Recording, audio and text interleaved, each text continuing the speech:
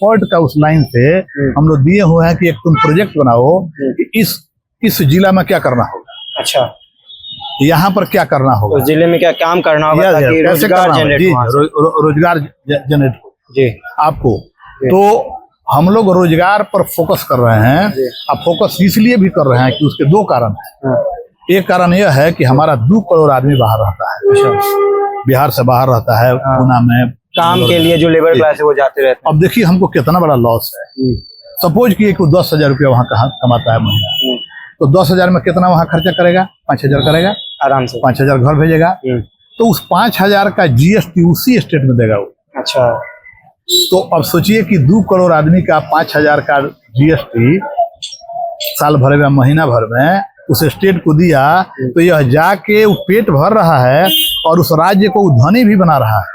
हमारे राज्य में काम करेगा, अपनी कम्युनिटी को यहाँ खर्चा करेगा, यहाँ जीएसटी देगा, हमारे पास पैसा आएगा, हम बिहार को विकास में तेजी ले आएंगे। इसीलिए हम चाहते हैं कि उसको लौटा कर ले आवे, काम यहीं करे और यहीं के सरकार में, यहीं के बिहार में ही वो अपना आर्थिक कंट्रीब्यूशन उसके माध्यम से करता रहे। अच्छा सर, अच्छा एक ख्याल है मेरे दिमाग में सर कि रोजगार के अलावा क्या लगता है कि और कौन कौन से मुद्दे हैं बिहार में जिसपे जन स्वराज लड़ना चाहिए, क्योंकि उन्होंने बोला ऐसा कि जाति के ऊपर हम नहीं लड़ेंगे चुनाव, जातिगत जो चुनाव है सर, ऐसा प्रशांत किशोर का कहना है कि हम नहीं लड़ेंगे, हम बिहार को जो है एक डेवलप्ड स्टेट के रूप में दिखाना चाहते हैं। तो और कौन कौन सा मुद्दे हो सकते हैं? देखिए हमारे मुख्य 2 मुद्दे हैं जी, जो वो राजनीतिक मुद्दे हैं जी, जो दूसरे पार्टियों को उस संकट में डाले हुए है। ठीक है, जातीय जनगणना हुई, काहे को कराए भाई, यही जानने के लिए ना कि कौन आदमी कैसा है, कितना पिछड़ा हुआ है, कितनी भागीदारी इनकी है, इसी के लिए ना। पर सरकार तो कुछ और बोल रही है, हम बोल रहे हैं कि जो ज्यादा पिछड़ा है हम उसके लिए कार्य करेंगे, हम उसके लिए काम करेंगे।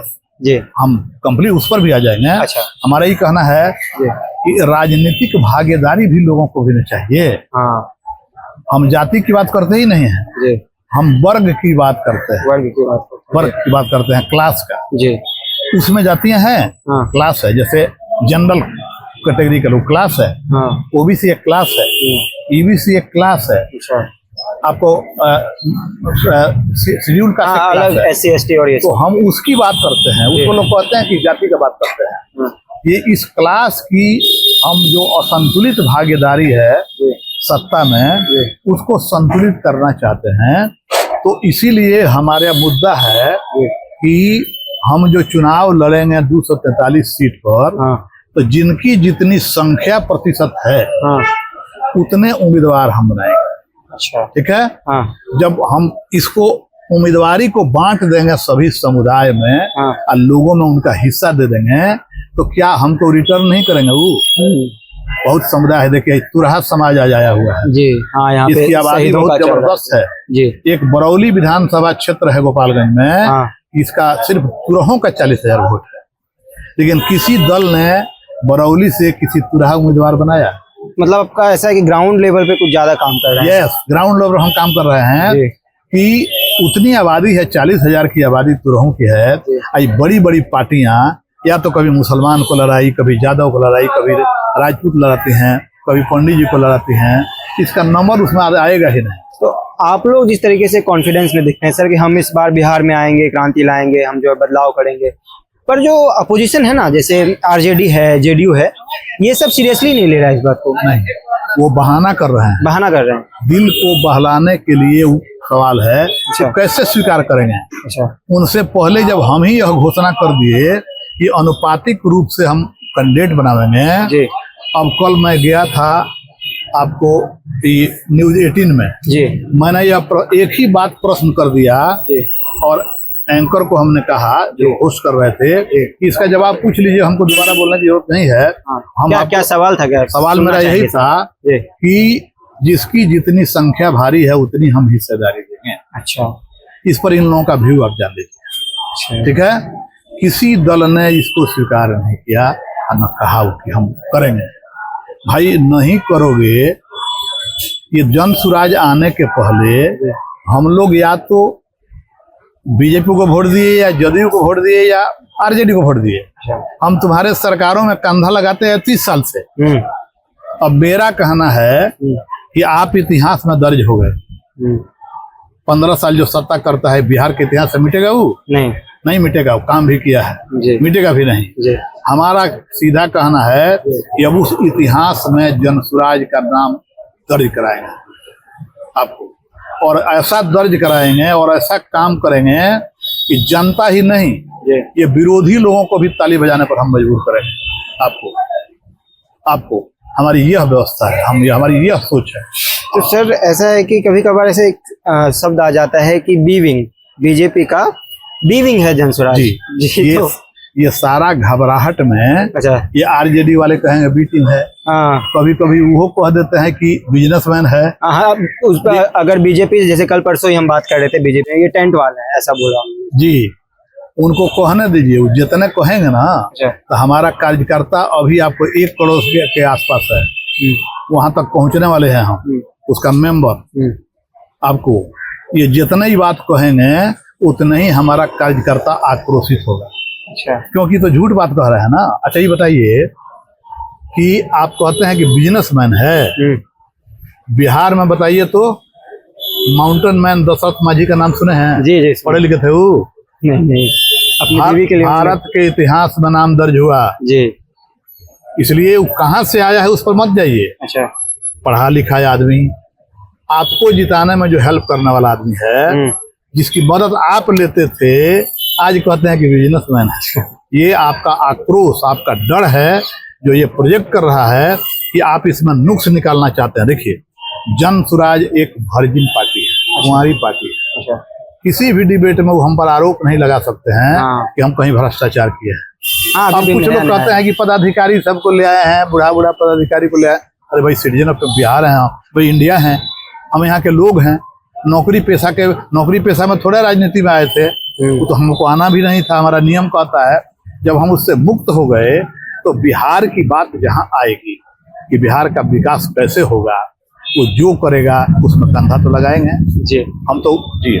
एक आखिरी सवाल था कि चलिए चलते हुए बात कर लेते हैं कि आखिरी सवाल ये था कि जनसुराज इस तरीके से एक्सपेरिमेंट बोल सकते हैं, एक अलग तरीके से, मतलब इन्होंने अपने वहाँ पे हम गए थे, ये जो बापू सभागार में हो रहा था मीटिंग, उसमें ऐसा उन्होंने प्रशांत किशोर ने बोला था कि आप सब लोग में से कोई भी नेता बन सकता है, आप बस 5000 लोगों को जुड़ाइए पार्टी से और एक फॉर्म सबमिट करके हमारे 7 मेंबर हैं उसको देना होगा और फिर वहां से आप एक नेता के रूप में बन जाएंगे, मतलब सिलेक्ट हो जाएगा। तो ये जो एक्सपेरिमेंट है सर, आपको लगता है ये बिहार में काम करेगा? यस, करेगा। इसलिए 13 करोड़ की आबादी का नेतृत्व लेने की आप में इच्छा है। अच्छा, तो आप 5000 लोगों का नेता बनिएगा ना, उसको जोड़िएगा, तब क्वालिफाई कीजिएगा आप।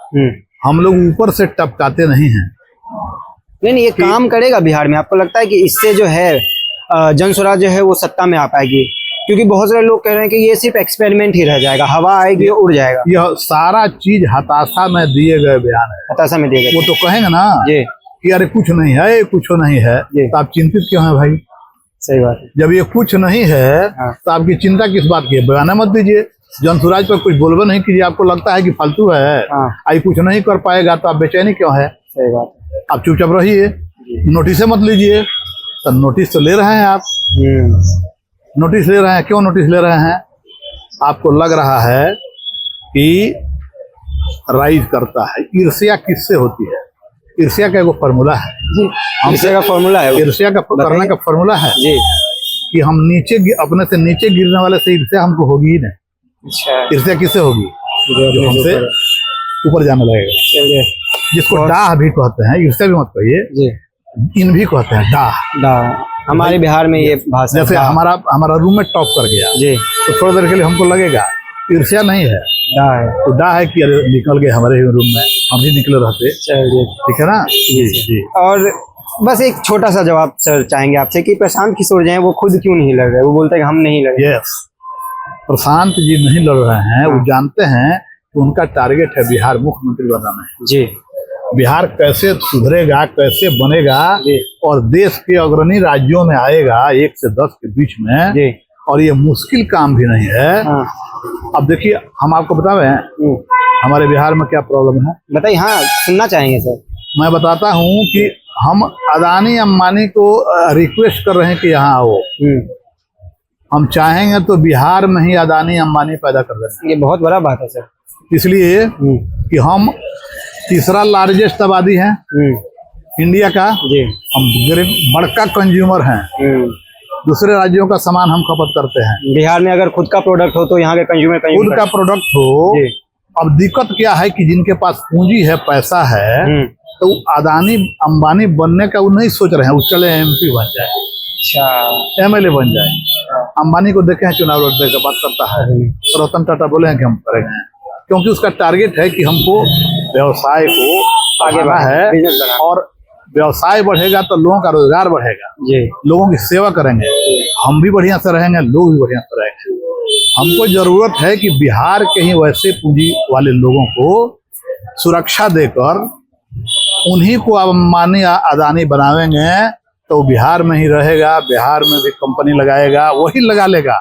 जी। एग्रीकल्चर एग्रो बेस्ड इंडस्ट्री लगाने में क्या है, केला से बेस्ट है, मखाना पर बेस्ट है, और बिहार तो है भी कृषि में सर, सब है। और जमीन का कहाँ प्रॉब्लम है, PP मोड पर चल रहा है, PP मोड पर अपार्टमेंट बन जा रहा है, तो उस पर कंपनी नहीं खड़ा हो जाएगा, जमीन खरीदना है, मकान जमीन आपकी जरूरत हो गया है कि अब कॉर्पोरेट होने कि आपके पास हुनर है, मेरे पास पैसा है, हम लोग दोनों आदमी मिल जाए, जी मिल जाए, दोनों आदमी मिल जाएंगे, उसी को कॉर्पोरेट कहते हैं ना।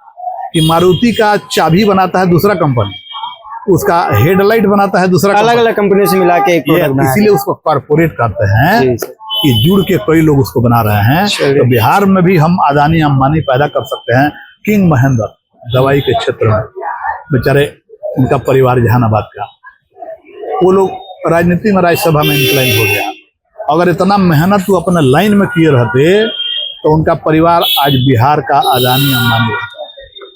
इसलिए हम यह भी मैसेज देना चाहते हैं बिहार के ऐसे लोगों को कि जिनके पास पूंजी है, हुनर वाले आदमी से टाई अप कीजिए और बिहार में ही काम कीजिए और बिहार का अदानी अंबानी बनने का प्रयास कीजिए। तो बिहार में अपराध है सर, इसलिए शायद ये जी, अपराध सब जगह है, अपराध से खाली कहीं नहीं है।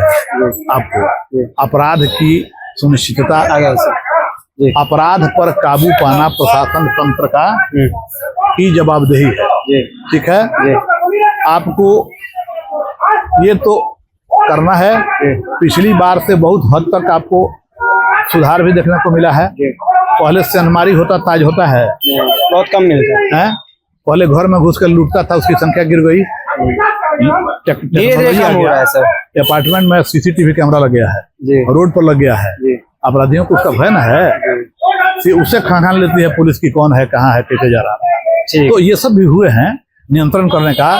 लेकिन जैसे जैसे आर्थिक समृद्धि यहाँ डेवलप होगी, क्राइम की ओर से लोग पीछे हटने लग जाएंगे। अच्छा, आर्थिक समृद्धता ही क्राइम से खत्म। बहुत बहुत धन्यवाद सर। अच्छा, आप नेता बनेंगे कि नहीं, हाँ या ना? नहीं, हमको चुनाव नहीं लड़ना है। आपको चुनाव नहीं लड़ना? हमको चुनाव नहीं लड़ना है, लेकिन बिहार की इशू पर, बिहार डेवलप्ड व्यवस्था को हम देखना चाहते हैं। देखिए, अभी जो विकास हम लोग देख रहे हैं ना, ये विकास देख रहे हैं, अब इस पर हमारा मत सुनिए आप। यह विकास उसका पोता देखा है, कितना पीछे हैं हम।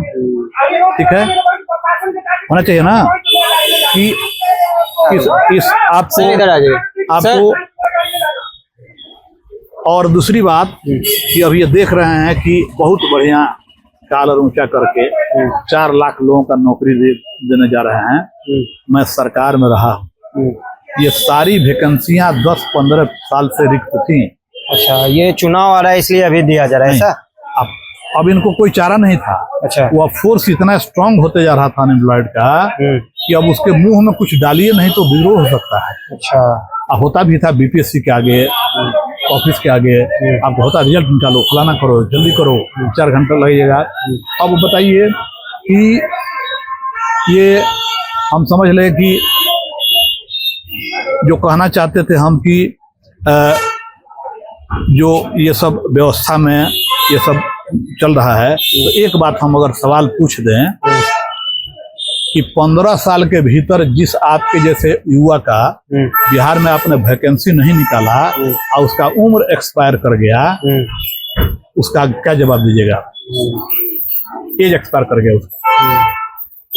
तीसरी बात कि हर एक फार्म भरने में 500-1000 रुपया जमा करो, अब एक गरीब विद्यार्थी जो सैदपुर हॉस्टल में रह रहा है, उसका बाप खाली खाना पूजा करता है, 10 गो वैकेंसी भरेगा तो 500 रुपया के हिसाब से कितना रुपया उसको चाहिए? 5000।